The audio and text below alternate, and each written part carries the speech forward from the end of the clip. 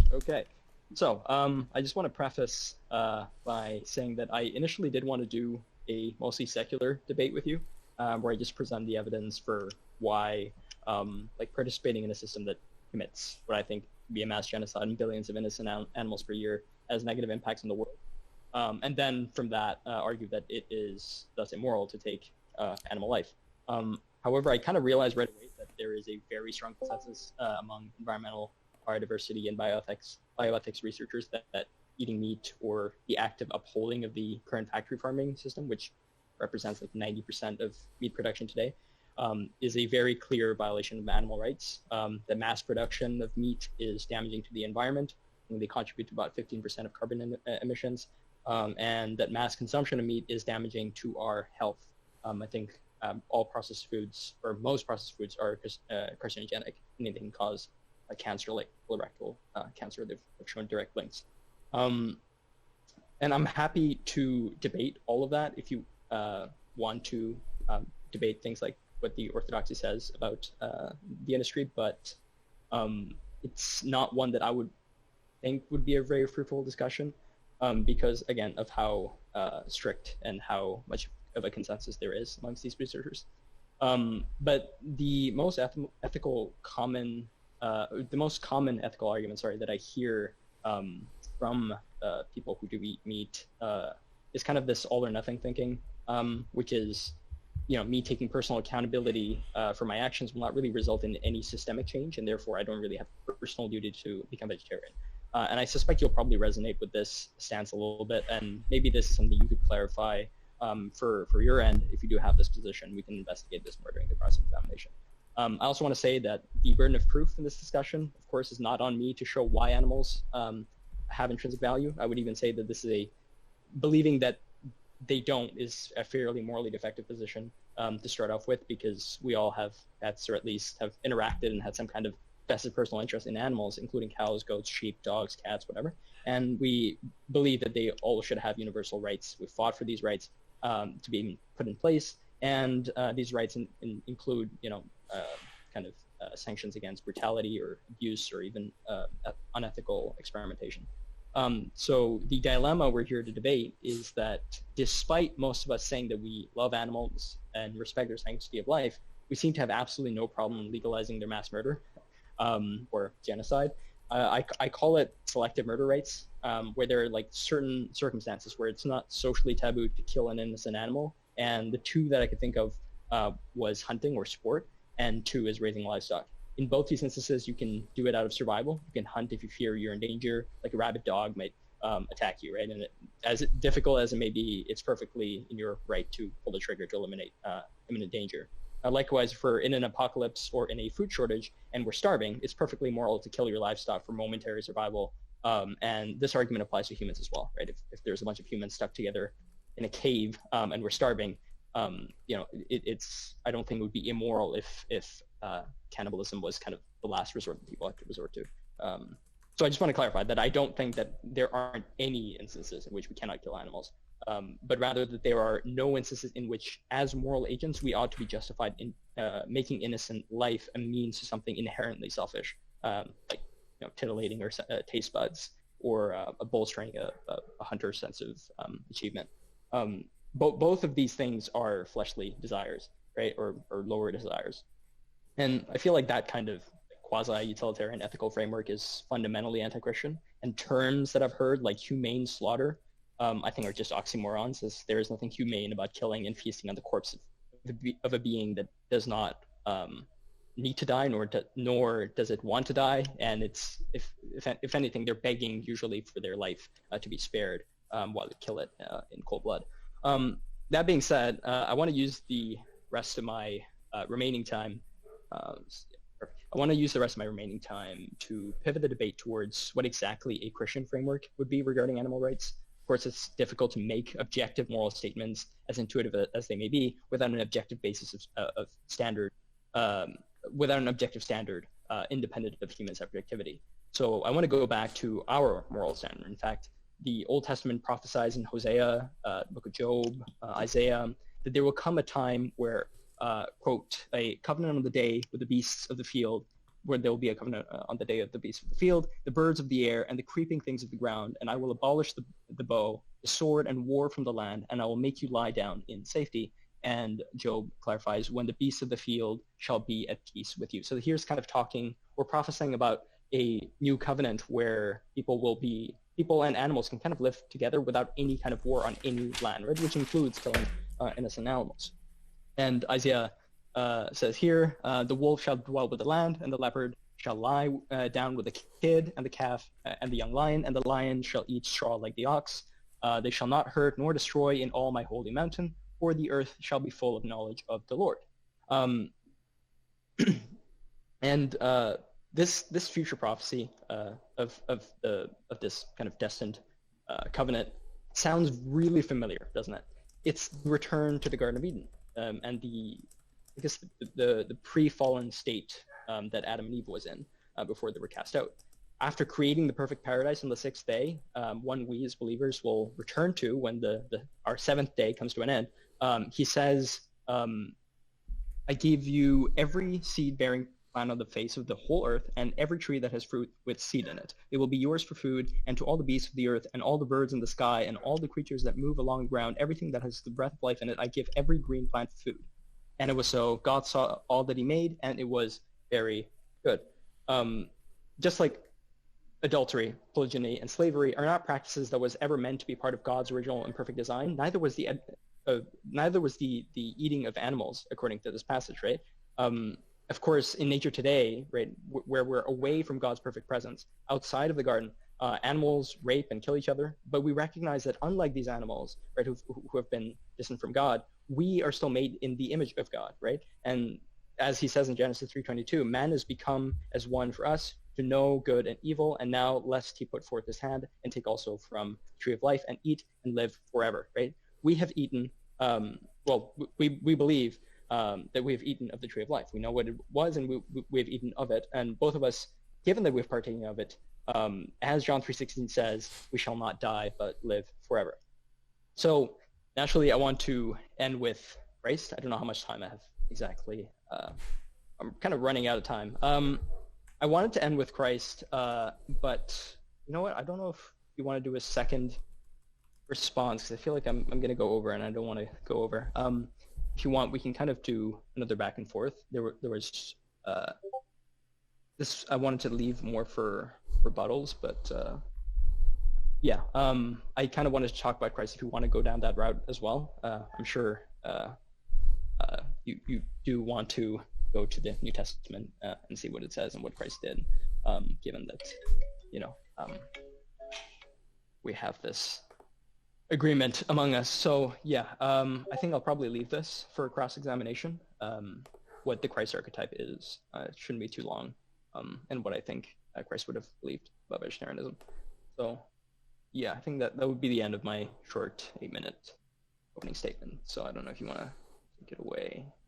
All right, I got my 8 minutes. I'm set the clock. All right, so I'll preface this by saying that I live on a farm. I've killed many animals. Yeah, we have we grow vegetables. We have sheep and goats and pigs and chickens and cats and dogs, and I don't enjoy animal suffering. I have a bunch of family members who also have farms. I don't think anyone does. When we harvest an animal, we take care and prepare and make sure that it goes out in a very painless way. That I think that's part of good stewardship. But I think we'll highlight on that point exactly that we are stewards. We've been given dominion over the animals of this world by God. I think that is a very clear moral principle given to us in the Bible. And so I think before we get into like the biblical case, I think we need to note the very problematic sort of theology that's going on right here, because we were excused to be able to eat meat in cases where there was not an abundance of healthy vegetarian meals available, or there's no real need for an animal to die. That's quoting Doc. in a previous statement. And I don't know if he wants to amend that, but this principle would suggest to us that morality is contextual, that an action can flip from being immoral or moral based on how easy it is to hold to that moral code. That's certainly not the view we see in the Bible. The standard we are called to is going to be fixed because God's nature and God's holiness is similarly fixed and unchanging. Now let's go to the Bible, because I think the moral position from the Bible on this is very clear, and he brought up some verses I think in his slides, which we can definitely get to, because I don't think that's perhaps the best reading of some of them, but he brought up the verses in Genesis 9 where it says, every moving thing that lives shall be food for you, and as I gave you green plants, I give you everything. Now, what we should note is that this is not said to them as they're leaving the garden, as if it's a concession for a fallen world. It's said to Noah in Genesis 9, right? It's given, we're expressly giving you dominion over the earth. In Acts 10, we see a very interesting vision and an even more interesting divine command. In it, starting in verse 9, it says, the next day, as they were on their journey and approaching the city, Peter went up on the housetop about the 6th hour to pray, and he became hungry and wanted something to eat. While they were preparing it, he fell into a trance and saw the heavens opened and something like a great sheet descending, being let down by its four corners upon the earth. In it were all kinds of animals and reptiles and birds of the air. And there came a voice to him, rise, Peter, kill and eat. But Peter said, by no means, Lord, for I have never eaten anything that is common or unclean. And the voice came to him again a second time, what God has made clean, do not call common. This happened 3 times, and the thing was taken up at once to heaven. With another example, in Exodus 16, God gives the Israelites quail to eat. The Lord said to Moses, I have heard the grumbling of the Israelites. Tell them, at twilight you will eat meat, and in the morning you will be filled with bread. Then you will know that I am the Lord your God. So there's a few verses that I think illustrate the moral position of the Bible on this very clearly. But we could also, I guess I call this the argument from Jesus, because Jesus fed thousands of people bread and fishes. Like, he was perfectly capable of creating a bountiful salad bar. He's all-powerful. He's the divine incarnate. There was no need for fishes to die, but we have stewardship over it, and so does God, and God has stewardship over us and the earth. So, and it's not just that case too. Like Passover, Jesus definitely ate lamb. In John 21, he provides a bountiful harvest of fish for his disciples at sea. I mean, we can jump back again and think about the story of Abel and Cain. Cain offered vegetables as a sacrifice, and Abel offered a young lamb. God had chosen from this time to require animal sacrifice from Israel. He could have ordained it to be vegetables. There was actually a very clear dichotomy between the two, right? The thing is that God made that decision. God commands Abraham to slaughter the ram on top of the mountain instead, in place of Isaac. If we're to hold to what Devin is suggesting, we must conclude that God is immoral, that by his omnipotence, he's violating the very laws that he would require of us. And not just that he's immoral. I guess you can make an argument that he has dominion over everything, and so he gets a special pass, but that he commanded his servants to do something that is immoral. Right? That is what you must conclude. I would say we shouldn't conclude that. I would say that we've been given stewardship over this earth, that it's a responsibility, and I would stand side by side with Doc in saying that a lot of the factory farming is bad stewardship, and the people who engage in it will be judged for that. But the animals I raise on my farm live a wonderful life, and much better than they would in the wild.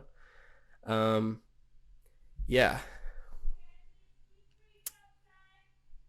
I would just say it's not immoral to eat what God has given us, what in many cases commanded us to eat, and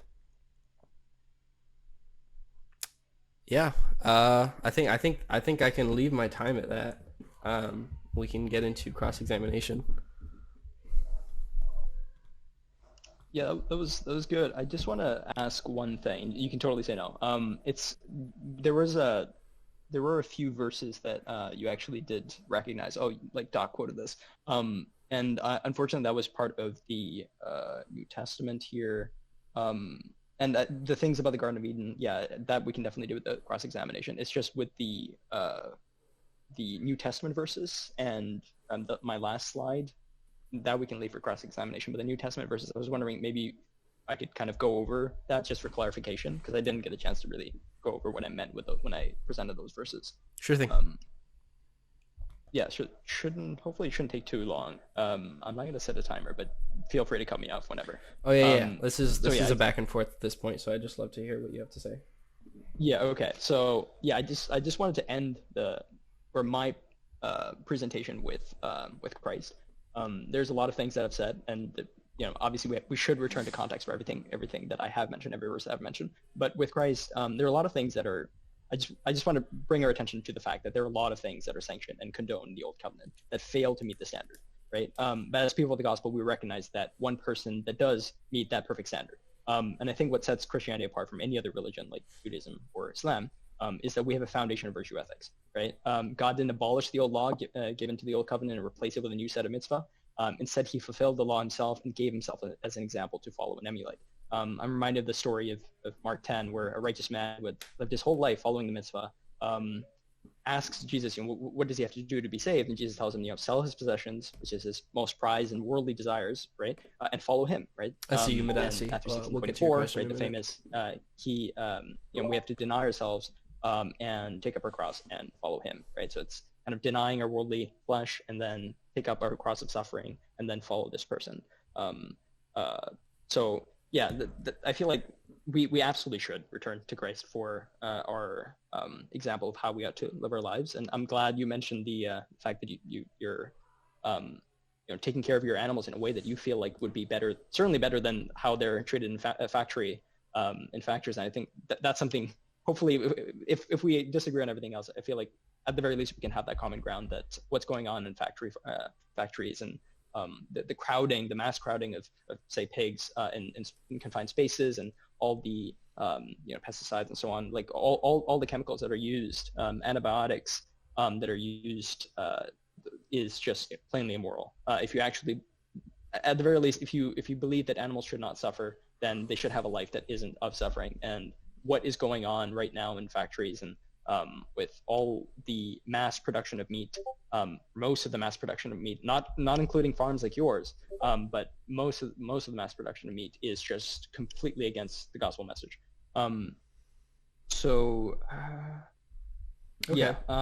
Okay, that's very. So the thing is, you're setting up a lot of standards. You're saying you're noting that there are aspects to the new covenant that are different than the old covenant, and I would completely agree with that. The question is, what are those? Was right. Like, there's things, right, like slavery, adultery, polygyny, like having multiple wives. All these things are sanctioned in the Old Testament, right? But the New Testament, because we can follow the example of Jesus and Paul and everything, we can have a foundation of virtue ethics that allows us to start things like the abolitionist movement. That tells us, I mean, Jesus explicitly says, reiterates the command of one man, one woman, and he condemns adultery. But things like slavery, he doesn't actively condemn, right? So he doesn't have to actively condemn don't eat meat or production of meat, let's say, in order to, or it's not even production of meat. It's a killing of animals, right? It's not that you can't eat meat. That's completely fine. That's very clear in scriptures. If you're dying, you can absolutely eat meat, but you can't kill an innocent life. That was kind of my point initially, but we can definitely go back and forth on that. I wanna poke on that because so sorry, just brain fart.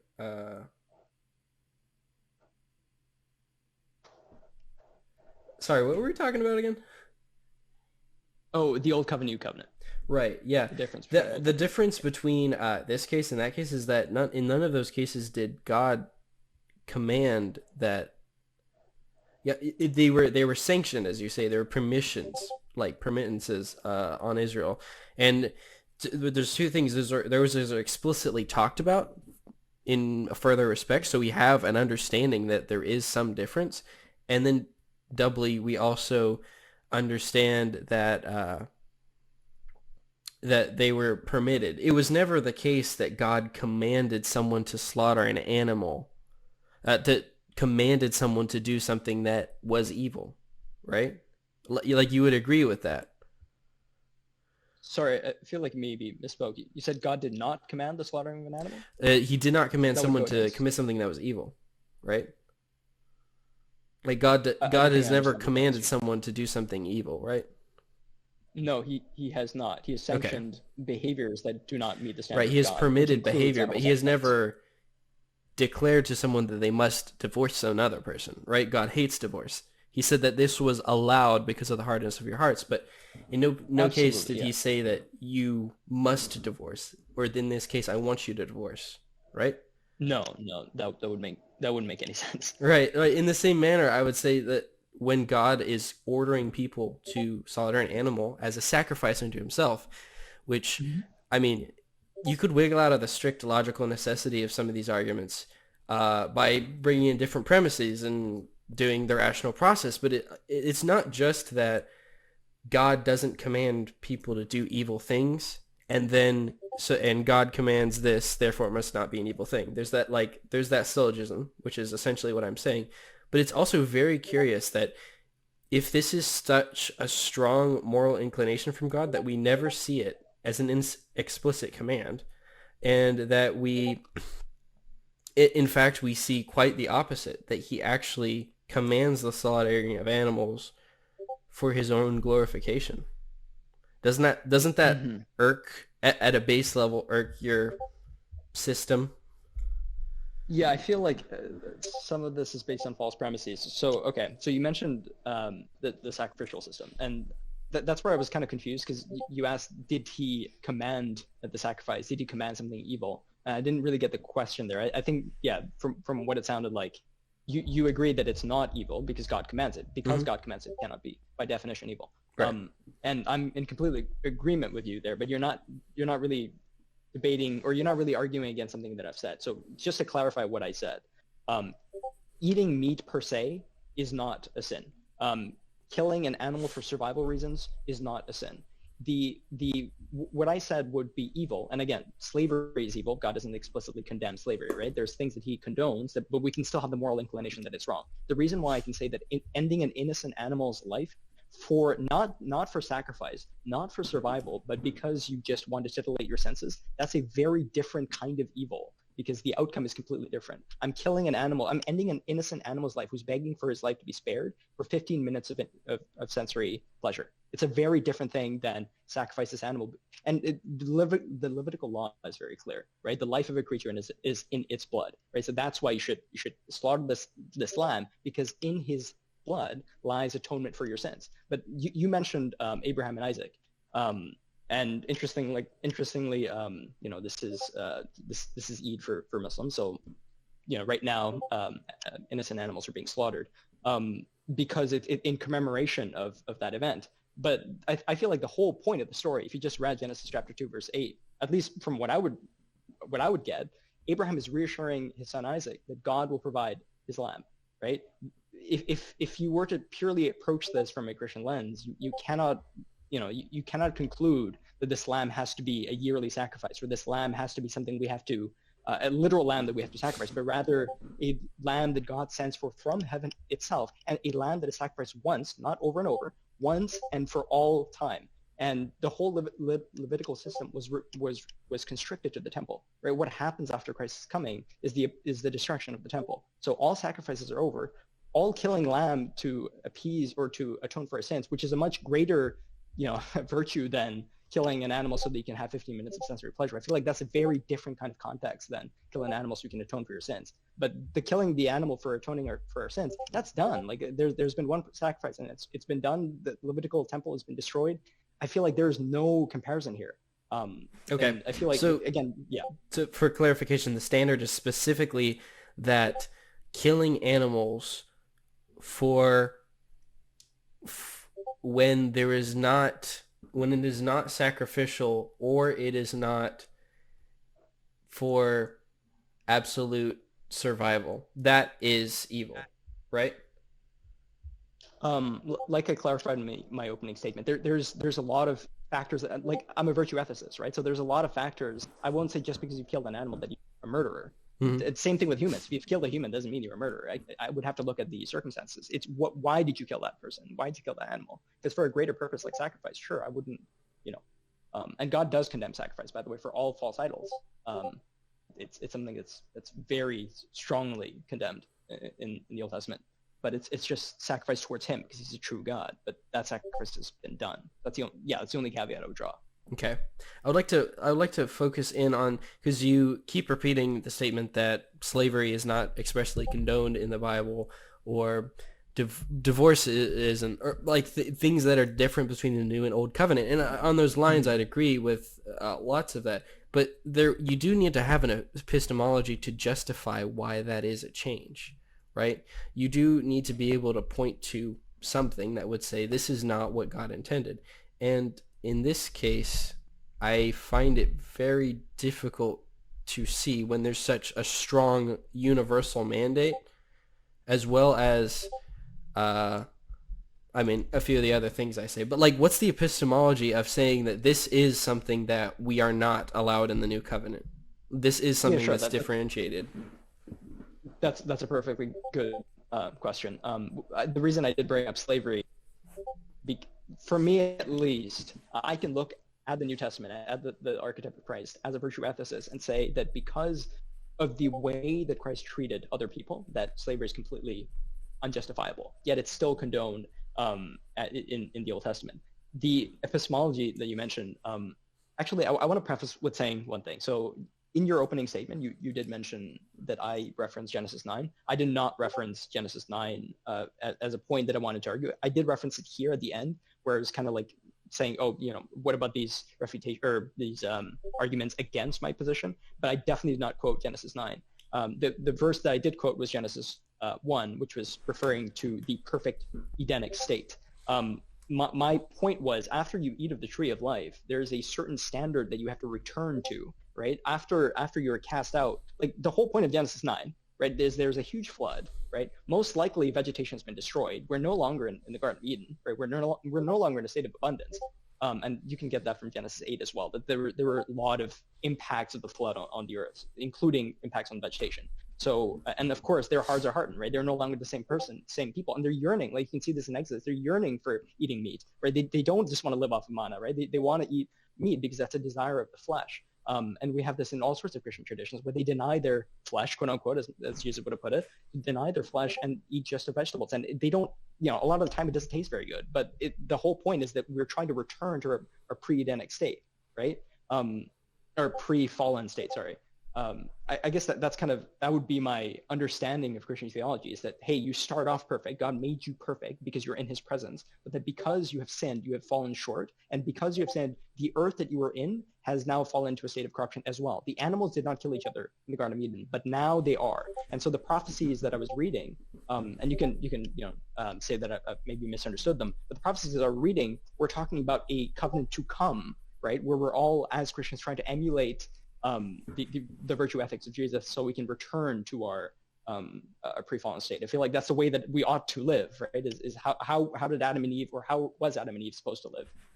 Jesus, to me, is the first Adam, or is an Adam, so on, because he's the image that we have to conform to, right? So yeah, no, I feel like everything for a Christian should be just turned to the pre-fallen state. Okay.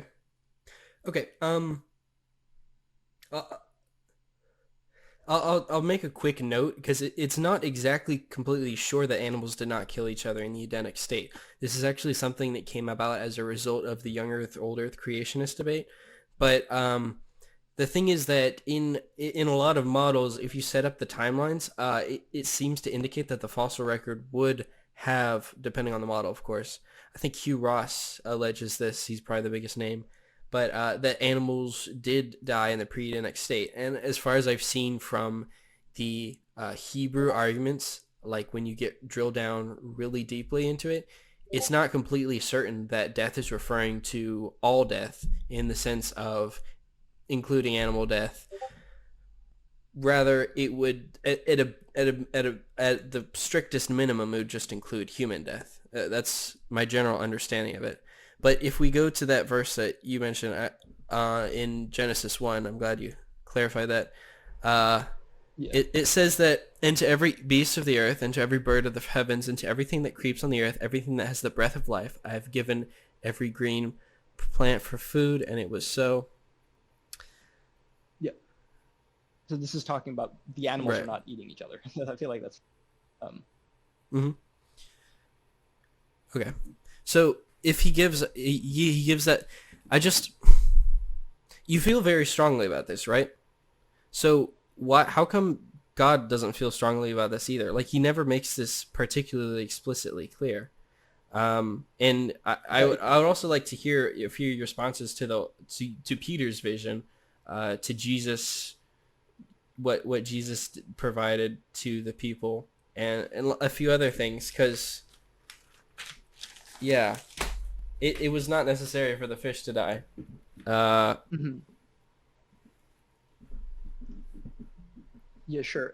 So that's that we're talking about three passages right now. So I just want to quickly touch on, and you whatever it is. Genesis 1, like I said, the whole point is, you said, why does God not feel strongly about it? I mean, there's verses I did provide with Christ and Virtue Ethics. I showed that God provides for all his creatures, that he loves all his creatures, he values all his creatures. I would not get the message that God does not care for the life of his creatures.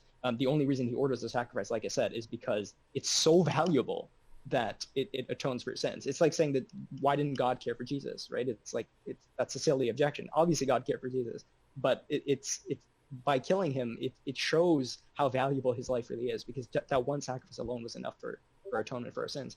So again, I feel like that's a complete false comparison.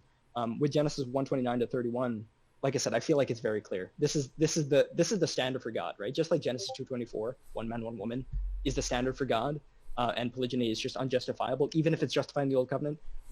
So too should this be the standard for God, right? If God says that not only are humans to only eat of vegetables and greens and so forth, so on and so forth, animals too, right? You read it yourself. The animals too. I give every green plant for food to them, right? So I feel like the standard is fairly clear.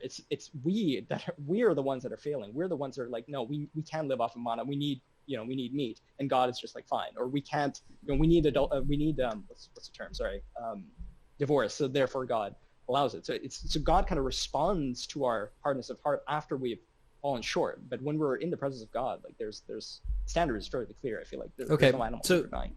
if we're supposed to be, that makes sense if we're moving from an unfulfilled covenant to a fulfilled covenant with Christ atoning. But why do these things keep continuing with Christ? Like, Christ himself offers fish to the 5,000. He appears in a vision to Peter and tells him to kill and eat. There was no prescription for there's plenty of verses about the eating of meat from idols, and the operative issue there being the idols, of course, not the meat. It was very clear that the early Christians could eat meat. How come God never mentions any of this? Okay, so If it was so again, I feel like it was widespread, always- right? We don't see exceedingly widespread slavery by the early Christians, and we also don't see exceedingly, well, on the matter of divorce, Jesus is just very clear. He just puts it straight out there. How come there's nothing explicit to prompt us to this conclusion? Yeah, I mean, I just want to preface by saying just admitting the fact that you explicitly condemn slavery shows that the argument from silence is not a good argument, right? Or it's just because he didn't explicitly say something doesn't mean that he's less passionate about it, as he is about divorce or something. But with the New Testament passage, I just want to say I like what you said about us returning, or kind of going back to not going back. I think you said like trying to fulfill the covenant after we've eaten of the tree of life. That's exactly what I believe. I think that after you've eaten of the tree of life is that we try to conform to the image of God again, which is the image of Christ. The objection you raise is completely valid. So you mentioned Matthew 14, where Jesus feeds the 5,000 with the fish. Maybe it would be best we stick with one passage at a time. So the thing with Peter's vision in Acts, completely fine. We can talk about that. But if we were to just stick with one passage, let's stick with the feeding the 5,000 thing. I understand. Obviously, it's very obvious that Jesus is completely sanctioning the eating of fish. However, I do want to clarify, at least the way that I see the coming of Christ is not that Christ comes and now everything is perfect. We're back into this Garden of Eden. Christ does with what the world, the state of the world that he's currently in, right? So if he is in a state where, let's say, vegetation isn't abundant, which was the case, they needed to resort to fishing. They couldn't survive otherwise, right? Which is not the current state today, but it was the state then. So fishing, for example, was a staple, and it continues to be a staple in certain places, like, for example, indigenous groups in the north of America and Canada, they continue to survive off fish. I don't think they're doing anything immoral. But the point is, Christ does allow for things in the state that he's in. But as the state improves, as our virtues improve, it seems to be that we should be moving away, right? And the whole point, I feel like the whole point of the feeding the 5,000 thing, the context is, hey, there's 5,000 people right now. They're going to starve, and they can't go, get food because they're so far away from their villages and if they were to walk back, they would die probably, right? If not die, they would be in serious, injury or whatever. So it would be a mess. But here is two things that I have: a fish that's already been killed, right? It's already dead. It's not like here's a fish, kill it, and then produce 5,000 more fish, kill those 5,000 fish, and then feed that. That's not what Chris did, right? It's like, here's one fish, I want you to reproduce that. It's not like he's killing 5,000 fish. I feel like that would be a misunderstanding of what he's doing.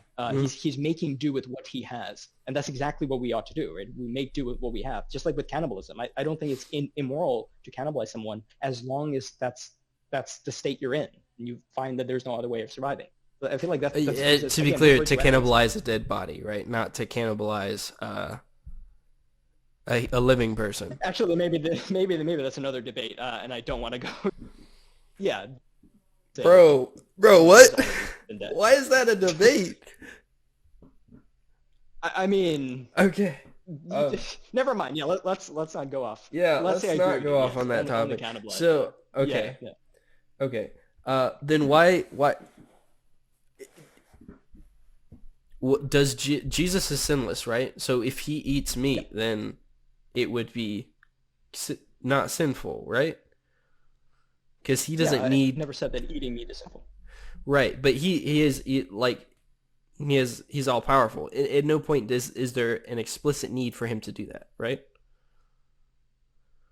Well, hang on. There's a caveat with the all powerful, right? There's lots of things that Jesus done, but then he chose to remain a humble servant. So I don't know. Right, but there's no sin that he committed by his failure to use his own omnipotence. No, but then that goes into another debate. Why is he choosing to not be omnipotent? Not just on this matter, but on so many other matters. Right? He could have used his omnipotence. In fact, I would probably argue that he's limiting it to a point where he can't even access it. I mean, he could if he asked the Father, but he's choosing not to, because that's not what you should do. I feel like you shouldn't. And anyways, yeah, like I said, I feel like that's a different debate. Why is he not using his omnipotence? This question applies to literally everything else he does in his ministry. Why is he remaining poor? Why is he? I mean, all sorts of things. Right, it's not sinful to be poor. It's not sinful, but he could certainly, alleviate a lot of suffering. I mean, he could. Okay, wait. Right, because my point was he could use his own divine power to circumvent a need. It's also one of my issues with your whole contextual morality thing, but you could circumvent the whole issue, right? He has no need to eat meat in any case because he is omnipotent. So in all cases of Jesus eating meat is therefore sinful, according to this logic. Okay, wait. So I'll just reiterate the point that I made in the opening statement, because I feel like we just attacked Strawman again. I don't believe that eating meat is sinful. Right. I believe that any action that contributes to the death of an innocent animal, not for survival, but for, like I said, titillating your senses, that is wrong. In the case of the 5,000, that is one fish that has already been killed. Right. Jesus is just making do with what has already been killed, and he's reproducing that. It doesn't mean that he's killing 5,000 more fish. Okay. I mean, we could take the example of him allowing the disciples to catch a massive boatload of fish in John 21. I don't think the issue is that there was a case here. I think there is a case, but the issue is how does how does Jesus get a free pass? Yeah. Again, this goes back to the topic of his omnipotence.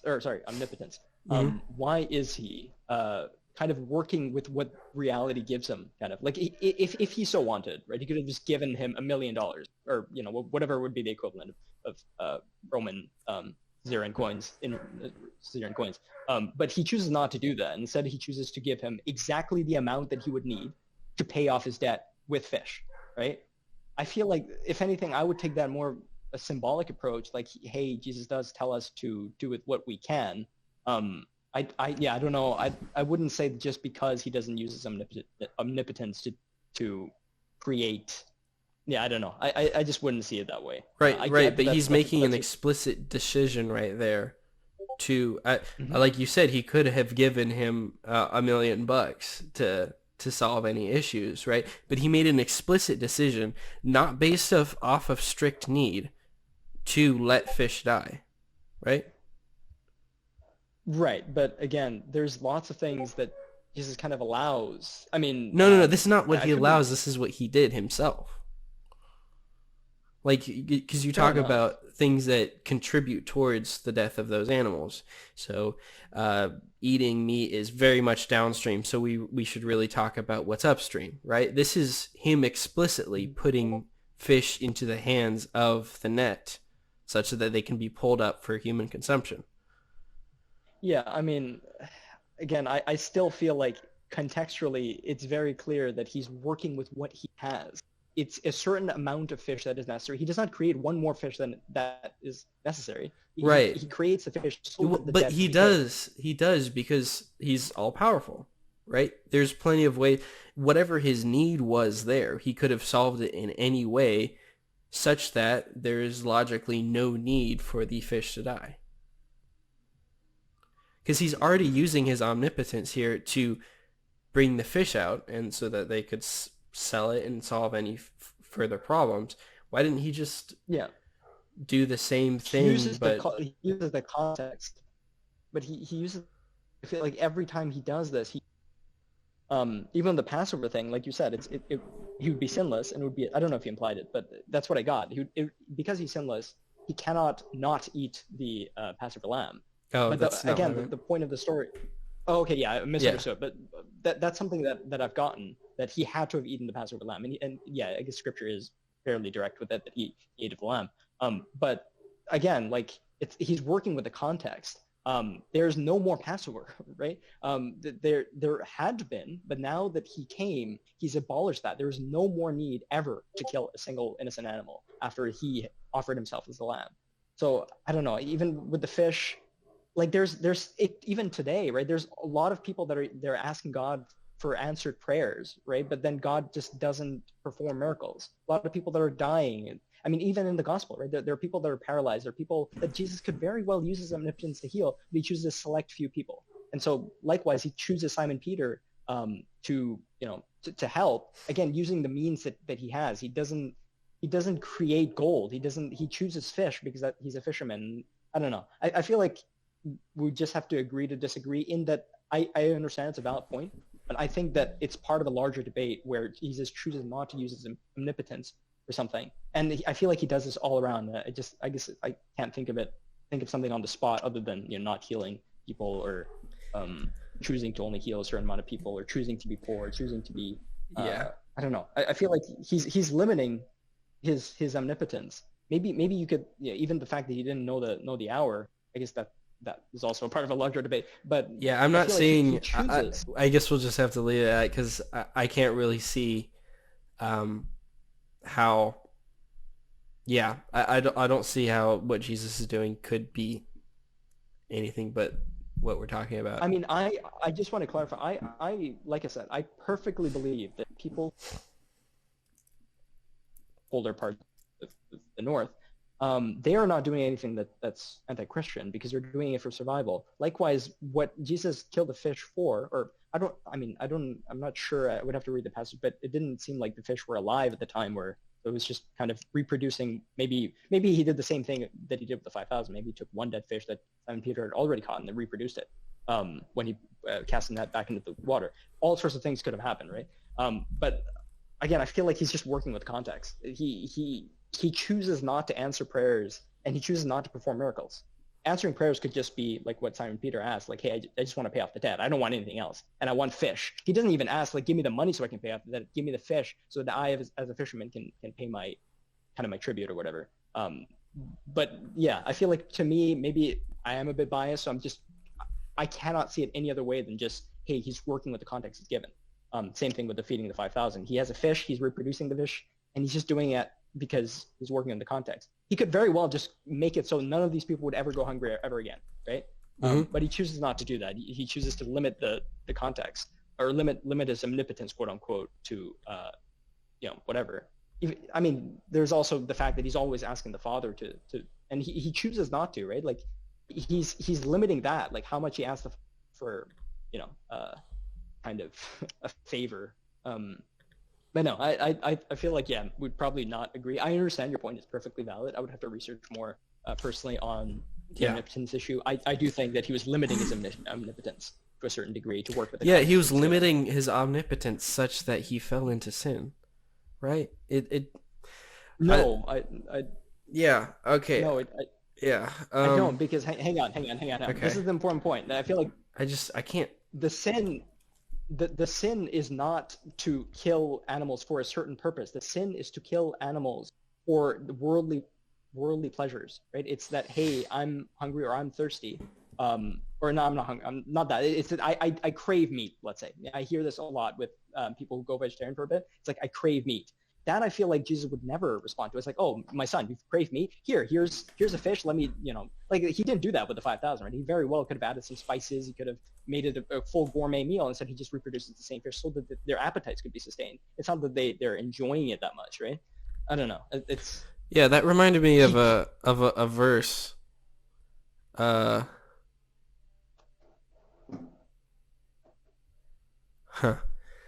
Yeah, Deuteronomy 12:20. When the Lord has enlarged your God has enlarged your territory as He promised, you crave meat and say, I would like some meat, and then you may eat as much of it as you want. Yeah. It seems that God is not just permitting, but He is enabling the eating of meat, because it is something that. I think, I don't know if I put this in the PowerPoint. That's perfectly valid. Like, again, if you apply this to this verse, you have to apply to I don't know why I'm forgetting it. Divorce. You have to apply it to divorce as well. Why is he permitting divorce? Like he by saying you can do it now, they're doing it now, right? But if all God had to do was say no, you cannot divorce your wife, but it's because and the verse actually implies that it's their flesh that's lusting after it, right? So that's very much a sin, and certainly Jesus wouldn't he wouldn't do it himself, right? So when he eats the fish, let's say, it's not that his flesh is lusting after it. It's that he's doing it for survival. Whereas in this case, it's that their flesh is lusting after. They don't want to continue eating whatever garbage whatever is not satiating their flesh, the desires of their flesh. But I feel like anything that does cater to the desires of the flesh is by definition sinful. Right. But adultery. I mean, there are desires of the flesh in the Pauline sense. There are desires of the flesh that are perfectly natural. Right, but then wanting a really good, I guess there's like grades to it. Like, at what point does something become gluttony, right? Like, I can eat for survival, but then at some point, if I just want to, if I crave ice cream so much that I eat it every day, at what point does that cross the threshold of gluttony? Like, I don't know. I feel like at this point, it is showing that they're not perfectly righteous if their flesh is lusting after it. Okay. Here, I got a guy named Madasi in the chat, and he wants to ask a question. Sure, yeah. It's a little bit off topic, but I feel like we could each just give a minute to it. He asks, how can Christians prove that Jesus is the Messiah of the Old Testament? I don't know. I'll pull up a verse real quick, but if you have something to say, because this is something we're united on. We're both Christians here, which is the reason that the Bible is so important right here. And I think it's a good thing that we're examining the biblical passages, because I find like secular moral cases very uninteresting. But whoever commented, I just want to say, whoever commented, you can look up a channel where they look at Hebrew. These are Jews, right? That they Yeah. converted, Messianic Jews, and they look at the Hebrew context. Like you can look at something like Daniel chapter 7, verses 13 to 14, which has been interpreted by Hebrew scholars completely differently, or Exodus 3:14 applying to Jesus, all sorts of verses, right? Psalm 110 verse 1, Isaiah 53 verses 5 to 11. All these verses are messianic verses for us, and so we're applying that to Jesus, and Jesus explicitly applied some of these to himself, right? So you can look at the Jewish context. Not all Jews agree that Isaiah 53 5 to 11 has to be a past event and it can refer to a messianic figure. So it really is just, hey, let's look at, there's 350 prophecies that we talk about, we Christians talk about. You can look this up, 350, it might be more, it might be less, where we look at specific passages in the Old Testament in the Hebrew, and we look at the context and we say this has to be applied to the messianic figure. And there's only one Messiah, and that's Jesus. So we apply that to, Muslims do this too. Like everyone, all Abrahamic people want to look at the Hebrew scriptures and say this has to be X, Y, Z. And we can discuss and debate over, is the Hebrew really talking about Jesus, or is it talking about maybe the nation of Israel, or whatever, maybe God himself, something like that, right? I feel like you can look up the prophecies for yourself and determine for yourself if you think they're convincing enough to be applied to Jesus. But we believe he fulfilled all of them, all 350. Yeah, I would recommend all those resources that Doc just said. I would note that Isaiah 53 is, I think, very clear. It talks about the intercession, the carrying of sins, the atonement, all things which Christ fits. And there's a few other even more specific points on his hands being pierced, or is the most likely reading. I've gone into that whole debate, and regardless of how you put it, the hands are mangled. Like that's a very base interpretation, which perfectly describes the historical Jesus's crucifixion. So I just put that out there. But even if you don't look at the history, even if you don't look at the history, if you look at Isaiah, mentioned that he bore the sins of many and the Old Testament is very clear. No man can ever make intercession for people's sins. It's only God himself that can kind of either pay for your sins, like completely wipe that out, or just intercede for your sins. This is clearly talking about the divine figure. So even if someone might say, oh, well, this is clearly just talking about a man, not God. Well, it's like, no, look at verse 12 again. It's clearly talking about something that cannot be mere man, because one man cannot pay for the sins of all sinners. It says all transgressors. It doesn't just say one transgressor. It says all transgressors. How can one man do this? All right. Do animals go to heaven? That was another question. These are some good questions, Madasi. I would say yes. I actually have a presentation on this, and which is ironic a little, because I believe that God has given us stewardship over animals, and it's perfectly fine to eat them. But I also believe, not very strongly, that animals go to heaven. The reasoning there, if I can remember my slides, is that animals are soul-ish in some sense. They are not created in the image of God, but the same word. This is a study. I studied it in my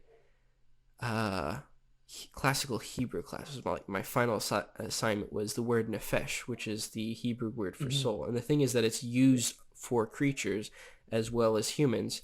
And for any pescatarians, it's also used on fish too, so you can't wiggle out on that one. But there is a soulish element to humans, and so my basic argument is, if there is a soul, if the soul is an immaterial, real existence that continues after death, and animals have it, then they should continue as well. And also, if you say that animals don't go to heaven, which I've heard some people try to say to me in in-person conversation, because they're Calvinists and they find the idea very offensive for some reason. It kind of hurts your soteriology of humans as well, based on those passages. But yeah, I would say possibly, probably, like right over that line of probably. And I think St. Augustine agreed with me, which isn't to say much, but he did. So yeah, that's a really good point about the nefesh. The fact that they have, it's very clear that anyone who has souls will live, and animals like I've read a few prophecies, right, from Hosea, Job, and Isaiah that are talking about the new covenant being with animals, right? The beasts of the field, the birds of the air, and the creeping things of the ground. And so I feel like what it's talking about is not, hey, I'm going to make a bunch of new animals for you. It's like, no, these are talking about the animals that have died on this earth. So these animals will return with, the people who have died as Christians. They will return together at the Garden of Eden. So it's kind of this convergence. I do want to just make one quick point. You mentioned, which verse? Sorry, you didn't mention a verse. You mentioned in your kind of rebuttal that because man has dominion over the animals, that therefore it logically follows that they can kill the animals. If you read Genesis 1:28 and look at the Hebrew, he does make this distinction clear. The word that he uses for the land, subdue, that implies death. But the word he uses for dominion, I think it's chaodim, that's not death. That implies a certain kind of dominion over, like ruling over. Like God has dominion over us, right? He's not killing us, or he chooses not to kill us because he's just. And so because we're made in his image, and that's part of the verse, it actually shows that we have to have dominion, as in we have to have respectful love and judgment towards these animals. We have to care for them. We have to shepherd them. And you can actually find the same word, haodim, in verses like 1 Kings 5:16. We're talking about a bunch of people supervising the workers of Solomon. And it's not killing them, it's just supervising them, so they're doing a job and so on and so forth. They're feeding them and being their quote unquote masters, isn't they're like their employers kind of. But yeah, I find no grounds in the Hebrew to suggest that dominion means you can kill. Dominion, as opposed to subdue, which is made only for the earth, have dominion over the animals is to have a loving, just rulership over them, just as God has the loving, just rulership over us and does not want any of us to die. So I don't know if you have a response to that or right. Yeah, let's actually switch to you because I've been sort of cross-examining you, so I'll give you an opportunity to sort of have it back and forth from your direction. But yeah, I'll respond to that, and I would say I primarily looked at Genesis 9. You were looking at Genesis 1. Yeah. Let me pull up. You were looking at verse 28. 28 to 31, I believe. But yeah, I feel like that's an interesting difference, Okay. right? Like we're looking at Right, because it seems like very much a reiteration of Genesis 1 in Genesis 9, and it's an addition, though, right? I'm not sure. adding It's the not a element of necessary seven addition. It depends on how you interpret dominion, and it seems much more reasonable to interpret dominion to include what is in Genesis 9 rather than trying to conclude that God is making an addendum on his statement. And I would also note that it's not just that in 9, it's not just that there's dominion given, but that is also paired with it. Every living thing that lives. Yeah, go on. Finish every living thing that lives shall be food for you. And as I gave you green plants, I give you everything. Right? In the same manner that he's given us green plants, he gives us everything. Yeah. I mean, this is not ambiguous or a reinterpretation. This is clear. Every living creature. This is not their intent. Very clear. Only the grass, or not the grass, right? The greens, right, that you can eat. That much is very painfully clear. He's not saying you can kill the animals. But in after the flood of Noah, again, I offered an interpretation, which is that the flood had destroyed a lot of vegetation, so it's very difficult. And obviously they're not living in the Garden of Eden, so they don't have ready access to fruits and so on. So they're living this kind of post-apocalyptic state almost. So yeah, killing animals is fine there. It's just the dominion thing I feel like we're disagreeing with. Because if you're saying that Genesis 9, it's saying the same thing, you can have dominion over them in the same way, then yeah, that's a strong case, but I don't see the word there. Like, could you tell me the verse of the entirety of Genesis 9 here? Where it says that you should have dominion over the animals, and that implies, because I showed you one verse, right? Haodim does not mean kill; it means to supervise or to. The fear of you and the dread of you peaceful shall be testimony. upon every beast of the earth, and upon every bird of the heavens, upon everything that creeps on the ground, and all the fish of the sea. Into your hand they are delivered. Mm-hmm. I mean, I would look at the first part of that verse. It says fear and dread of you, and when Right. it's when Hosea and when it's covenant saying that there would be no fear, that lions can sleep with children, or sleep next to children, and it's this perfect harmony and communion, and that reminds me of Genesis 1, where they are in perfect communion. This is saying, no, every animal should fear you. This is a very clearly different context we're talking about, where something horrible has happened, and we're kind of, we're in this apocalyptic state, as I see it, after the flood. But I don't see dominion. It doesn't say dominion. The Hebrew word, it's used for as a command in Genesis 1:28. But if you look at the Hebrew word and you look at other passages, the word is used, it's very clearly not talking about dominion. And in fact, that's the reason he distinguishes, right? He could have just said subdue the earth and the animals. It says subdue the earth, meaning you can have, it does imply violence, more of like a military context, conquest in the context it's been used. But the dominion, very clearly in every other time that it's been used, implies some kind of peaceful watching over, just as God has a peaceful watching over. Right, yeah, okay, I was gonna harp on that, because it does say subdue in the sense of in the dominion sense, which you are not partial to. But I guess your solution there is to say that when it says be fruitful and multiply and fill the earth and subdue it, then it is specifically talking about non-animals, right? This is not using the earth in a general sense. Yeah, because it's very clear, and have dominion over the animals in the air. Right, but like he's clearly making the assumption.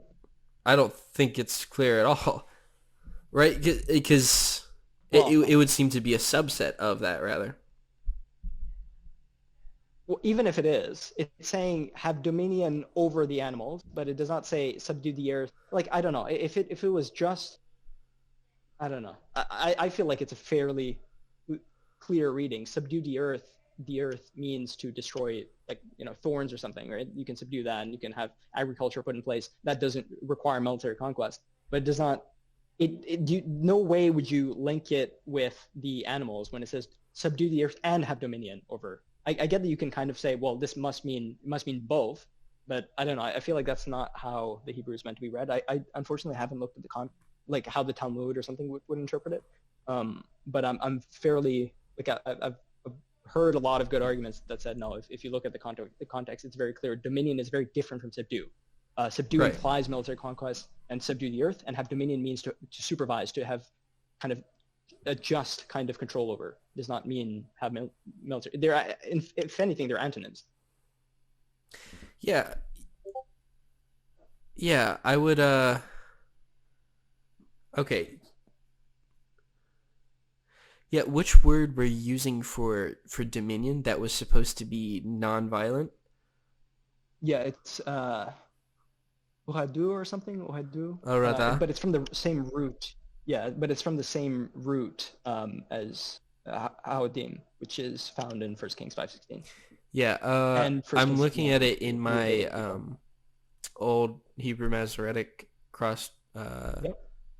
And it has the rule to rule Rada, to rule being having dominion, dominate, or tread down or subjugate. Right? It is, and it's repeated. It's before in Genesis 1:26. It says, "Let them have dominion over the fish of the sea, the birds of the heavens, all the creeping things." And it also, it not just is that dominion right there, and that word seems to indicate that in its the lexiconic usage, but it also says before that the earth brought forth and the earth held plants, and the earth brought forth and the earth held animals, right? It is possessive. The earth possesses animals just as it does plants in, let's see. Sorry, could you just give me the verse? I think it's in the 20s. So, sorry, the exact verse here. Genesis 1:24, and then for animals, and then Genesis 1:11 and 12 for plants. Mm-hmm. Let the land produce living creatures according to their kinds, creatures, so on. Each according to its kind. So God made the wild animals according to the livestock according to their kinds, and the creatures. I mean, by that definition, human beings are still produced by the land, right? So, right. Does that mean we can also have? Does this advocate for slavery as well then? No, the earth is possessive of those things, and we are. But humanity as a whole is given dominion over that. It's not humanity is partitioned and then given dominion over other aspects of humanity. I think the distinction there is pretty clear. The humanity is So given produce. Yeah. yeah. Okay, so you're not saying the living creatures here. You're saying it cannot apply to us as animals, like Homo sapiens. It would only apply to, um, yeah. I mean, looking at it from like an evolutionary, hmm each according to their kind, and this is a very evolutionary language, and I would say that humans would apply, like, fall under this. I don't know. Like, I understand. Right. Um, So I if we're I if just we're feel like it's too looking much of a stretch. okay, if we're looking at back in 28 where you made the point of dominion, he says, "Be fruitful, multiply, fill the earth, and subdue it." Okay, we're subduing the earth, whatever that is, and Yeah. have dominion over the It, fish in yeah. the sea, and then working back to have dominion over plants. And it seems like we're working backwards from what was just said, right? The Well, earth also contains subdue these it, things. and We are given dominion and the ability to subdue all of creation. yeah, no, I feel like that's a kind of a weird reinterpretation. Like, it's adding to the text. If it says subdue it, it implies just the earth. It doesn't say subdue it and everything on it. I feel like the Hebrew could have been clear there, but it's choosing to say subdue it and have dominion over the animals and that's on it. You know, I don't know, or maybe I'm doing the reinterpretation. I feel like it's fairly clear. I know there's various scholars that Yeah. that The don't thing is, I'd agree note with it. that this is something that my classical Hebrew class went over. The way that Showing off there. phrases it was one semester, so I'm not priding myself. Like, this is like what I know is how to read an interlinear and like how to Hmm. research stuff and a few minor grammatical things. One of Yeah. which is I think it's the vav, but it's what's used for and phrases Hmm. are in Hebrew it's used more than any other word at all. It's used to introduce phrases and conclusions, and like you could stick it in between pretty much anything in the Hebrew. It's used like multi-dynamically to introduce things. So to assign it a distinction which would be feel natural in the English kind of is like retconning, I guess. Linguistic I retconning. don't think I understood the point. Could you rephrase? Yeah, I don't think I understood Right. it. Well, I guess Like, yeah, my overall point is and is not that deep. And is used very liberally to introduce a lot of different phrases and to make the structure of the speech flow. Like, think every time we use the, his, her, anytime or like anything that we would have in commas or brackets that would be in under and. It's just so it's used so much to flow through speech. hmm. It's Okay. I mean, it's yeah, establishing a distinction in there, it at least from my understanding would be putting far too much emphasis on something that's far too common. no, I get that, and I appreciate that. Yeah. It's just I don't know if I would. That was my focus. It's just that there's still a dichotomous distinction between subdue and okay. Let me give you an example. Okay, Okay. let's say you work on a farm. Okay, you're currently on the farm. There's a bunch of cattle and everything. And I tell you, I'm the big owner of the farm, and I tell you, okay, you can have you can subdue everything. You can subdue the farm and have dominion over all the cattle that's on it. Would you interpret that to mean you can subdue the cattle as well? Subdue the farm and have dominion over the cattle.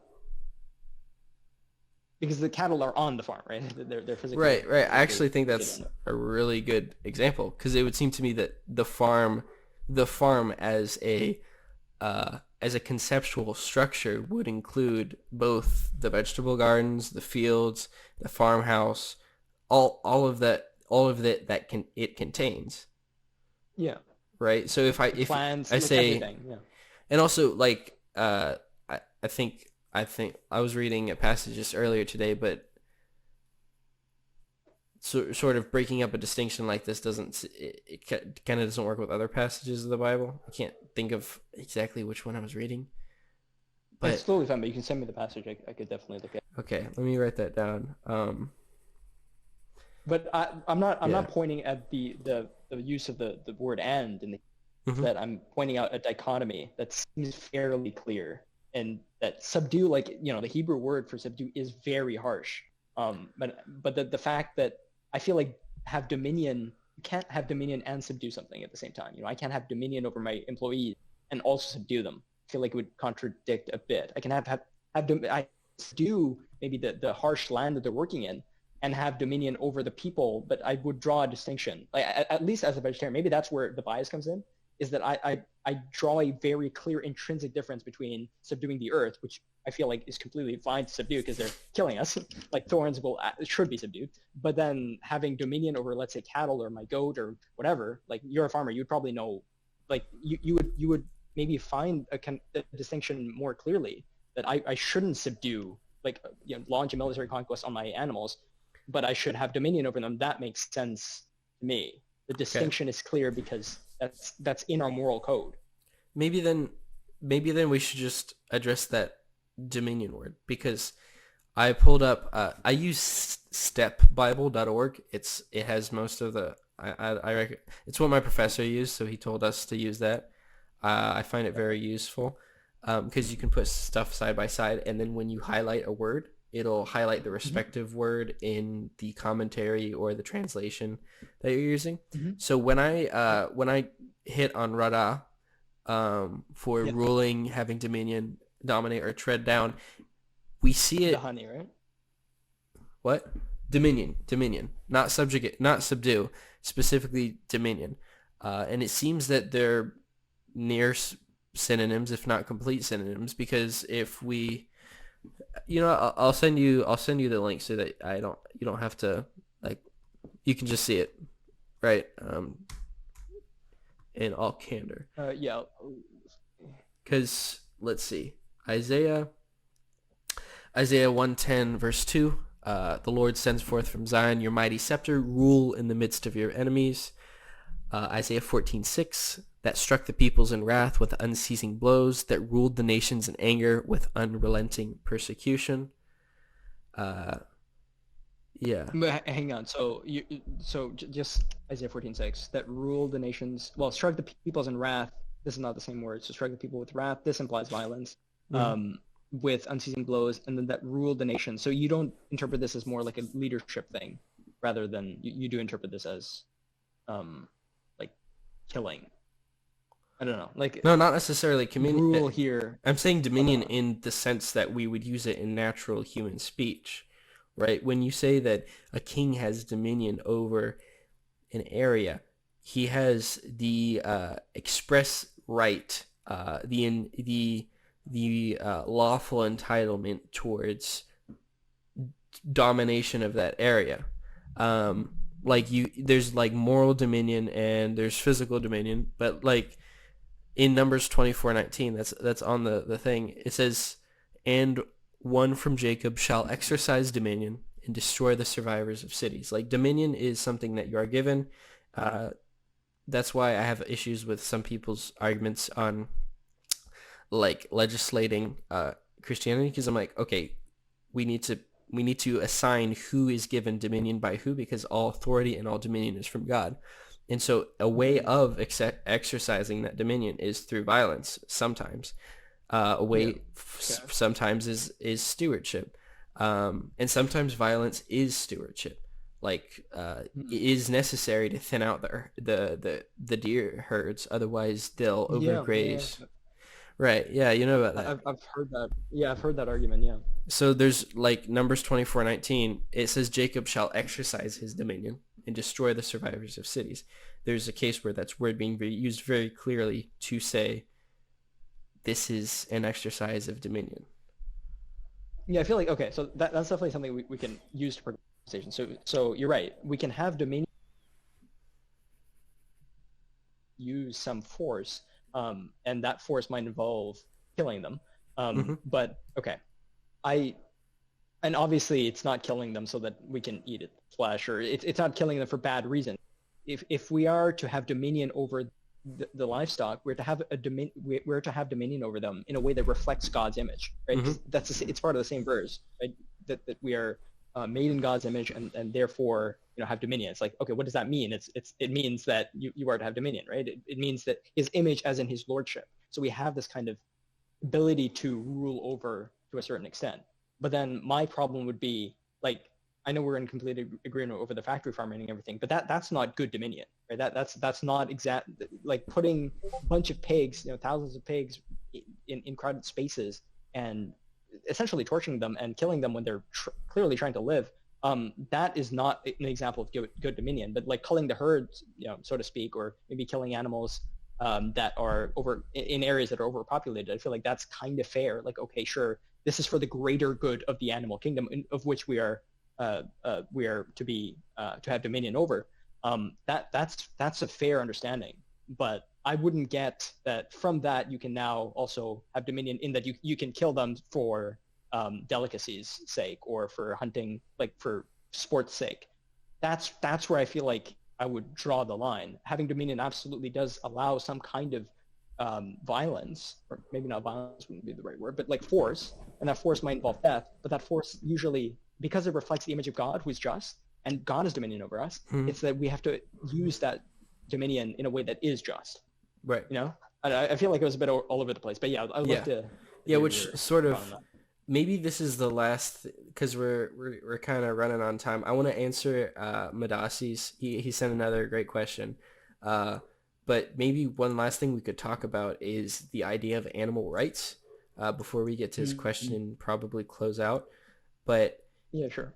It seems that you alluded to, it was sort of some of my issues in general with like the epistemology of like, okay, where is this change in the new covenant? Where are these rights for animals defined? Because it seems that you very strongly believe these are the case. God has given them these rights, and we are in violation of them. So, but to know that we are in violation of them, we must know what they are. So I guess, how would you build that up? Where would we find that? Yeah, I can give you a few examples. So I put this in the slides, and you can totally comment on that and say I was completely wrong. But like I quoted Isaiah 63 verse 3. I get that in context this isn't referring to killing all animals, but he who kills a bull is as if he slays a man. He who sacrifices a lamb as if he breaks a dog's neck, and so on and so forth. And I would say that from what I would understand, and I feel like this is a perfectly reasonable understanding, that God does value these animals' lives, right? I gave you a bunch of verses from the New Testament where Jesus is specifically saying, God cares for them, God feeds them, God loves them, or, God cares for these 5 sparrows. How much more does he love you, right? So all animal life is important. And another 2 verses, and I'll let you respond. Or 3 verses. A righteous man has regard for the life of his beasts, and this kind of goes back to the dominion thing. We have dominion over all the beasts. So if we are to be righteous, we have regard for the life. It's very hard to have regard for animal life if we kill them, because there's no life if we kill them. And then another thing, Leviticus 17:14. This is referring to the sacrificial system, of course. Life of a creature is in its blood. Again, I know in context referring to sacrifice, but if the life is in its blood and we are killing it, again, we're ending something that God clearly values. And finally, I would link that with Proverbs 6 verses 16 and 17. It says a bunch of things that God hates, like clear things. It says the Lord hates, and then verse 17, the hands that shed innocent blood. And I would see the connection between Leviticus 17:14 and Proverbs 6:16-17 and a bunch of other verses where God clearly values the life of these creatures, values the blood which contains the life. And so anyone who kills is not righteous. Anyone who kills is not loved but hated by God. So yeah, at least that's my understanding. Like, if I were to put a bunch of verses together, yeah. Yeah, the interesting is that part of that verse, which is Leviticus 10 through 11, I think. Let's say 10 through 12. It's that same word, nefesh. Nefesh is used in so many different ways, but it like essentially means your core, essential, that immaterial aspect of you that makes you living. Right. And that the life of the flesh is in the blood. It's saying that there is some element of core essence being assigned to that blood, which like we both would say that functions into the symbolism of the bread and the wine, and Yeah.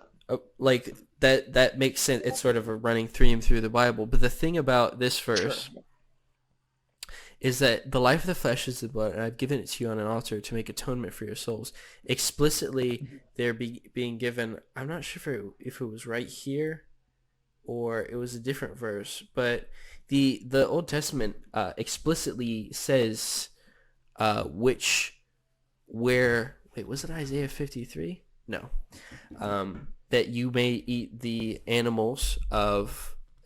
And the verse I mentioned before, the land that the Lord is giving you, you may eat any of the animals there. Just take care to rid it of the blood. And it says a short blurb, but here it seems like the same reasoning, but much more drawn out, which is that there is something sacred about the blood. Now, it would seem very curious and somewhat schizophrenic for her to say that the actually sacred thing is the life of the animal untouched by human hands, not the blood, because the blood is specifically what's being referenced as the sacred thing, is the thing that holds, that must not be drunk. And that's actually interesting. A lot of people don't know this, but Christians in the New Covenant, one of the dietary laws we still have to hold to, Not drinking blood. Yeah. the only explicit one, is at the And Council fats. of, and what? And fats as well, I think. Fats? I feel like it was clear. And like animal fats, I think that was clear in Acts. That they did make that distinction as well. But anyways, yeah, I've never heard of that, you're but right about at the that. Council of Jerusalem in Acts, they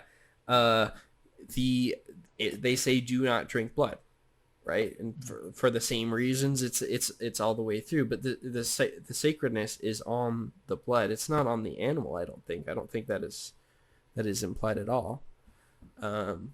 What is Isaiah 53 was?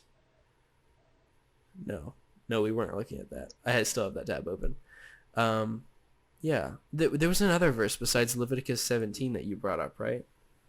Oh yeah, a bunch of verses. I just want to comment one quick comment on that. So, so you mentioned that the stress is on the blood. Again, I feel like this is I have this kind of discussion with Catholics all the time, right? I don't see that at all. I think the life of the creature is the essence. The blood itself is not. Okay, I don't want to say something wrong here, but yeah, I would say that itself is not of that much value. It's the fact that life, the fact that when an animal is alive, right, that blood is coursing through the veins. It has oxygen, and it's a value, right? I get that obviously all throughout the Old and New Testament that drinking blood is forbidden. Just like I feel like cannibalism would be forbidden. Like it shows that body. Wait, I had thought some you were kind of pro life. cannibalism. Have you converted in the an hour? No, I'm not. Okay, I just want to clarify for anyone watching. I'm not pro cannibalism. Doc is not pro It's just cannibalism. very. But yeah, no, I think when I can reread the verses again, and you can look at them. You don't have to on now. Right. You don't. But yeah, Proverbs 12 verse 10 talks about a righteous man. So as opposed to a not righteous man has regard for the life of the beast. And then I tied that with Leviticus 17:14. The life of a creature is in its blood. The way I would understand that is fairly clear. And I quoted Isaiah 66 verse 3 as well. He who kills a bull is as if he slays a man, is referring to sacrifice. And the fact even literally says he who sacrifices the lamb. I feel like it's very clear. You should not kill an innocent life. And that's exactly what Proverbs 16-17 says. The Lord hates the hands that sheds innocent blood, right? Because it's tying everything together. It's tying the blood, or shedding innocent blood is killing an animal, right? I wouldn't say, oh, it's just there's something magical about the blood that's we shouldn't touch or whatever. An animal was there. An animal was occupying that blood, or that blood was keeping that animal alive. That's why it doesn't mean that the blood itself is somehow of magical properties or whatever. Well, the okay, soul so exists there. that verse on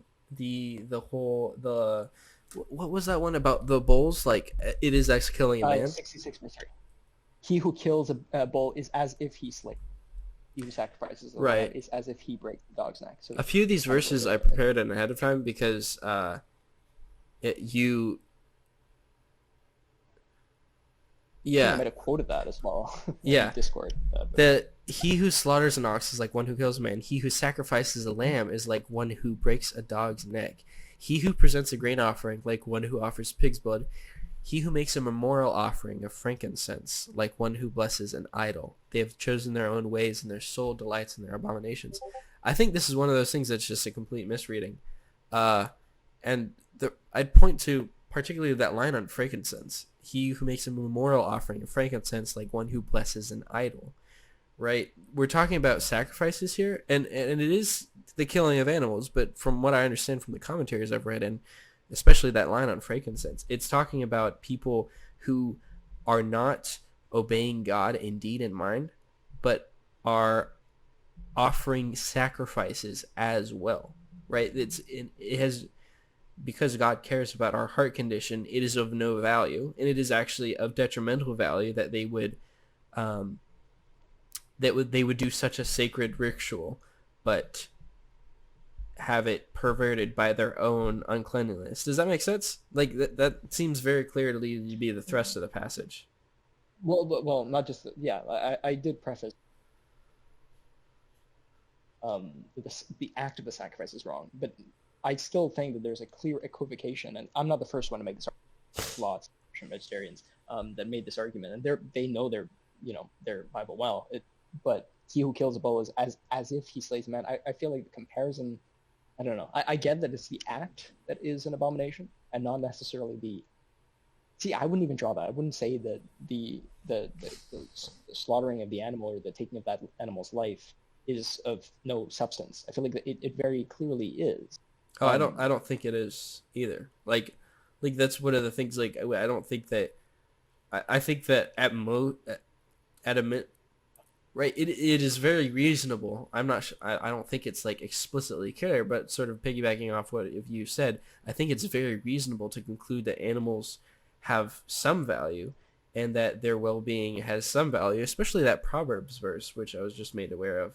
But that has to be reconciled with the dominion and the commands and the stewardship, right? And it's perfectly consistent to keep dominion and stewardship as well as the death of animals, right? Like I would take our case, like we have lambs which we raise until they're of age. They live a very nice life, certainly better than they would in a factory farm or actually really in the wild, right? Any wild sheep is going to have a far worse life than the animals on our farm. Our pigs, we get leftover food from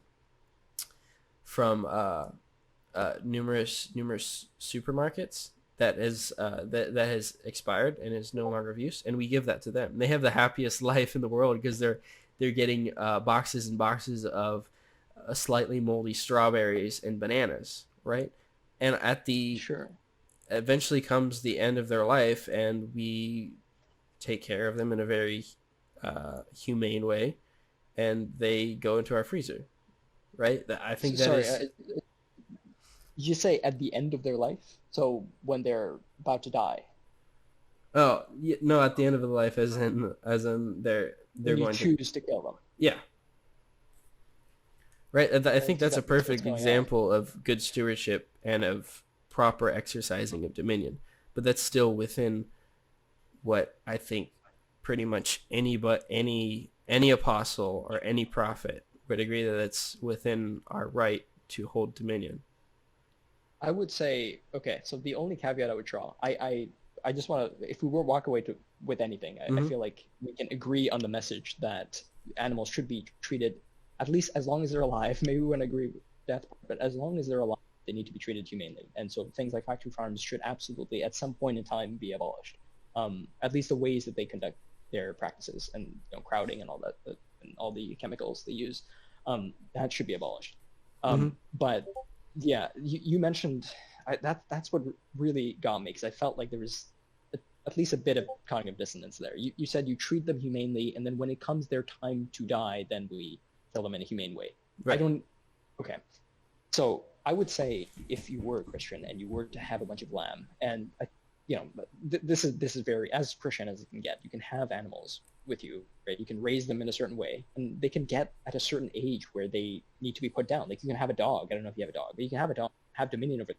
You can treat it very, very well, and then kill it when its time has come, which means it's about to die and it needs to be euthanized, right? I would say that inhumane killing is whenever you kill something that does not need to die and that wants to live. An animal that, like on your farm, they're happy because they don't know what's coming, right? They're living under an illusion that, hey, this person actually loves me, when in reality they love me, but also they want to eat my flesh, right? They want to feast on my flesh, and I feel like that's where it's like there's a bit of dissonance there. Like with your dog, you certainly wouldn't do that, right? Your dog knows that you love him, and you know that you love him, and you would never ever kill him when he doesn't need to die. You would kill him if he needed to die, or if he didn't want to live anymore, right? Maybe he's in tremendous pain and you want to take his life. That's an act of mercy. That's good stewardship. Bad stewardship, with all due respect, I feel is when you decide, oh, now you get to die, even though you're perfectly healthy. You don't want to die. You don't want to die. I'm just, it's just that one act is everything you said before is beautiful. I love that, and we can agree. But that one act, I feel like that's where the entire debate is on, and I feel like there's no, Yeah. it's too much of a logical jump. I don't think it's certainly not in any like formal logic sense a contradiction, but I guess I could see how it might be a contradiction um in in a more suggestive sense, but I don't think that it's particularly right, because the reason they exist is for like the reason that we bought those piglets or that we bred those sheep, because like we bred them, we have the mother and we take it to a farm, to one of our friends' farm who has the father, and they have a little 2-week vacation every year, and the reason that they exist is for us, right? It's something to call back onto Genesis 9. We've been given that. Like, God gave this to us just as he gave the plants and the animals. And as I understand it, he's never taken it back. Okay. I mean, so like same thing with slavery then. Never took that back. I mean, slavery is a whole very nuanced, different discussion. I think the only way... What? Why is it? I don't get why that has to be. Because the argument, because there's a lot of things to balance. I mean, I could just throw one immediately that comes to the top of my mind. The slavery that the Old Testament talks about is certainly not the chattel slavery of this day. It was indentured servitude for the remediation of debts, or it was expressly like, yeah, there's a few other cases, but like in the death of animals in Israel for their eating, not just like the sacrificial ones, but for eating, is perfectly the same as the ones that die today for us to eat. Like, there's no categorical difference. I mean, just to say the topics are different. That's my only point. I just wouldn't agree. Like the whole indentured servitude, and that there is indentured servitude, but then I feel like it does go a bit further than we might agree. Like Exodus 21, that it's talking about selling, your daughter as a slave. The same passage is talking about beating your slave. As long as it doesn't die, you're fine. There's no punishment. I don't know. I wouldn't draw. I wouldn't say that it's perfectly indentured servitude, because you're just paying off a debt. If you can be sold, if you can be bought, if you can be beaten, this is right. But there are protections there are protections as well as rules and regulations. Like there's a massive categorical difference. The slaves of that time were certainly not chattel, like in the sense of property, as base property. They were, right? But no. They were. You could buy them, you could sell them. Therefore, they were property. That's the definition of property. Right, but they were not property. They're not chattel, which is chattel is, I think it includes cattle in most cases, but it is property to which you may exert your will, nearly fully or nearly fully, and that is not the case with the old. Yeah, so you just see no Yeah, this would be a categorical different debate. Sorry. difference. Yeah, Yeah, I would be completely fine with having a debate on this. I have a very very different take on it. But yeah, yeah. we can definitely we can schedule a different debate on that. That would be pretty in the weeds. But Yeah. let's get to Madasi's question before we lead out here. Okay, sure. Um, he asked, what is the Christian view regarding the medical use of animals, such as medical and animal testing? Do you consider it acceptable or not? I think we'll both have a little bit different takes on this, but I haven't given the medical use of animals much thought, but I would say that humans being made in the image of God do have priority.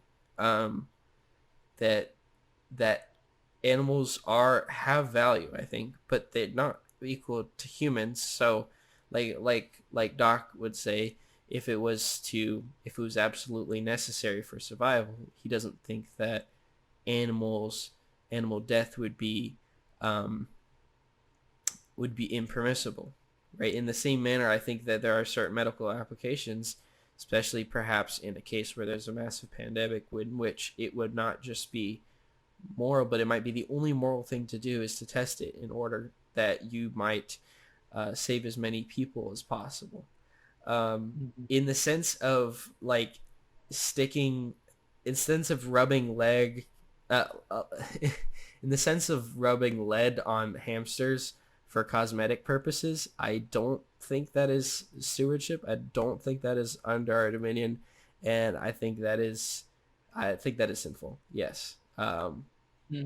Yeah, I think there's a few cases in which it is permissible, in which it is necessary, but I haven't given it that much thought, like enough to write anything on it.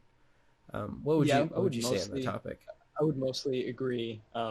Like I said, I'm very, very much into Christian virtue ethics, so everything should be looked at it from a case-by-case basis. You should never say wrong or not wrong. Christ did not see it that way, and we shouldn't either.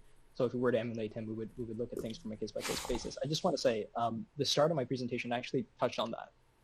I said unethical experimentation, right? You can absolutely do experimentation on animals. In two instances, I think it's okay. One is, like he said, one is where you experiment on the animal because you need a cure for, let's say, COVID, and this is the only way that you can acquire it. So it's better, I would say, this maybe contradicts some of the points I made before. It's better to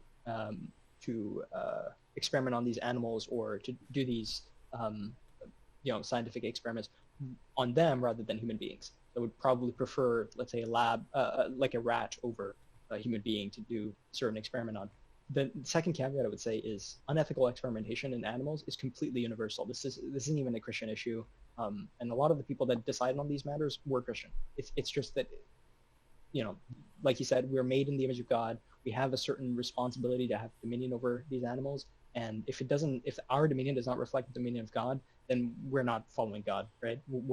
If we're doing these horrible experiments so that we can have cosmetics that make us look a certain way, like, yeah, this is, I said, the definition of a sin in this entire debate, like I've been fairly consistent, is that if you use an animal's life as a means to a kind of selfish ends, I guess, and by selfish I mean of the flesh, right? Like if I were to be gluttonous and eat, kill an animal and eat its flesh because I just wanted, I craved a steak or something, then I would say that's absolutely sinful, because you're by definition using this animal's innocent life, ending its innocent life as a means to a selfish end, 15 minutes of sensory whatever pleasure. So any kind of experimentation like that, where it's literally putting the animal through torture, then yeah, that's absolutely immoral.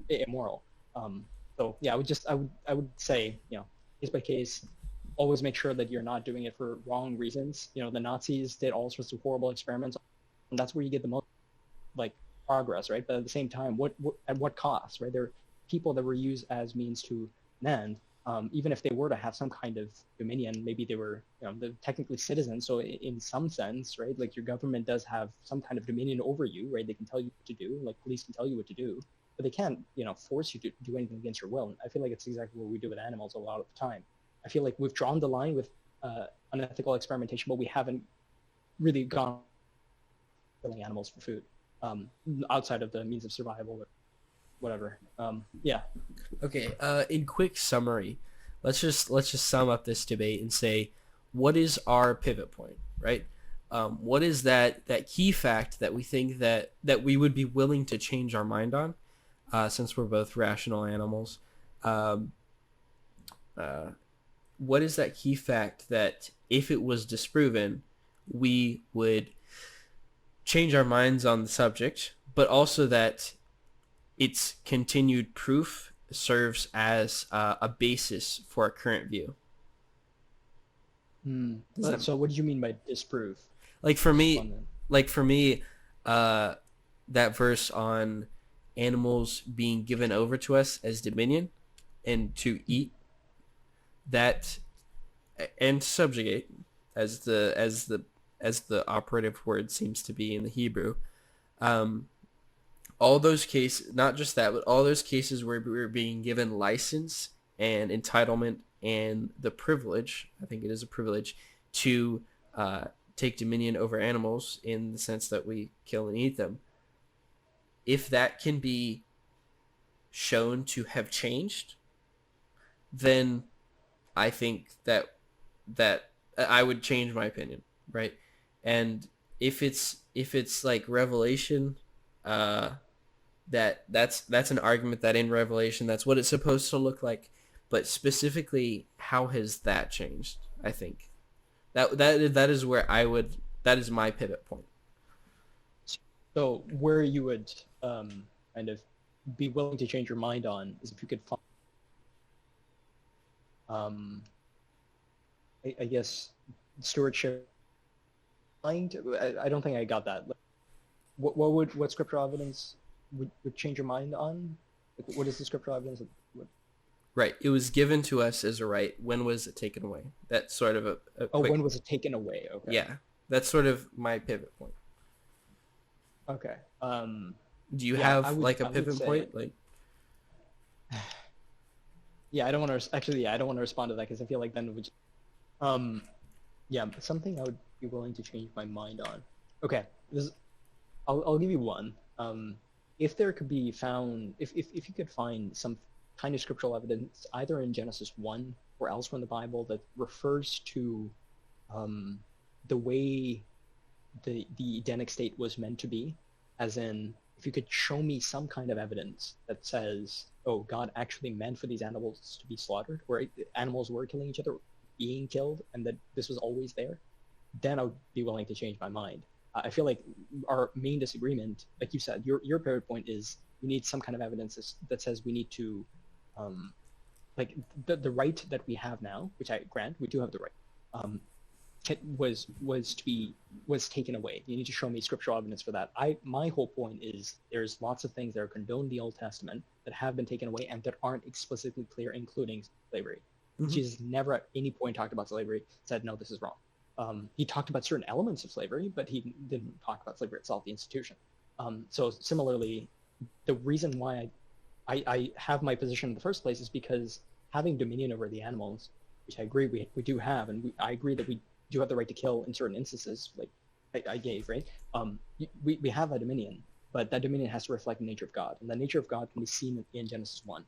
It's the perfection, the standard of God can be seen in Genesis 1, and I feel like it just doesn't translate. I can't imagine where we would go to when we would go to the Garden of Eden. I read so many passages where all the animals are sitting, sleeping next to these children. They have no fear, right? Which Genesis 9 clearly implied. There's fear now, but then the prophets are talking about how there would be no fear, right? If you were to show me that, hey, the Edenic state that we are to return to after we've eaten the tree of life, which is Jesus, after we become Christian, the Edenic state that we're meant to return to is actually the same state as Genesis 9 and not Genesis 1, or that Genesis 1 is actually different than I interpreted it, that animals could die, so on and so forth. If there is something like, I'm not a Hebrew expert, I don't read Hebrew, I don't understand Hebrew, and I do have to look at the words very, carefully. It sounds like Arabic. So if there's some kind of strong evidence that changes the definition or the landscape of the Garden of Eden and the Garden of Eden that we're meant to return to, then I would change my mind on having dominion over animals on this earth, because I feel like this earth should be a representation or an emulation of what is to come. But I don't see that happening, So especially with the. would it be given that Christians should desire to return to the Edenic state? No, we understand the Edenic state to be meatless and deathless for animals. Absolutely. Thus, Yeah. Okay, that's your pivot point. So it's either that foundational premise that we need to go back to the Edenic state, or that this is included as part of the Edenic state, and you would hold both of those. I mean, I could have my mind change on it, like I said. Yeah. Provide me scriptural evidence. Yeah. My mind. That seems like a good summary of our conversation and of sort of where we're coming at it. Of course, we're both Christian brothers, and I mean, I was very weirded out by this conversation because I've seen you go on the offensive with some non-Christians, and I've been impressed, but it just seemed like such a out of left field opinion to have, especially to try to justify it biblically. I do want to say there's people like James, for example, the brother of Jesus, that was reported in the. It was because Mary or the family of James was teaching this to him. So I feel like I don't know. This is not, to me, a very crazy view. There were vegetarians even in Jesus' own discipleship. There were groups like in Catholicism, right? There's I've met them, lots of Catholics that just refuse to eat meat. I don't think this is my hope is that Christians do slowly become vegetarian, if not all, at least some. I do think it's a growing movement, though. But these types of conversations are great because we can kind of say, hey, this is more scriptural or this is less scriptural, and we can kind of ultimately Scripture is true, right? Like you said, we're Christian brothers. We can agree on the Christian message, so the Christian message has to be true. This is the interpretation that I feel like, is it Genesis 1 we should take in this certain way, Genesis 9 we take in a certain way, and all these passages, how Jesus actually behaved and all that. Like, obviously, we're going to have disagreements, and that's going to be natural. But ultimately, everything's going to be clear, on the final day. And we look forward to that. All right. And I guess I'll see you there if we don't eventually see each other in person, maybe at an apologetics conference in the future. But it was great to talk to you, Doc, on this issue. I hope we have some more interesting discussions in the future. But I guess this is the point at which I need to tell people to like and subscribe because I'm currently at 1 subscriber. But maybe I just don't say that. And instead I say go read your Bible. Exactly. Yeah. Thanks for listening. If you were listening, especially Madasi pulling in there with all the great questions. I'm going to go ahead and stop the stream.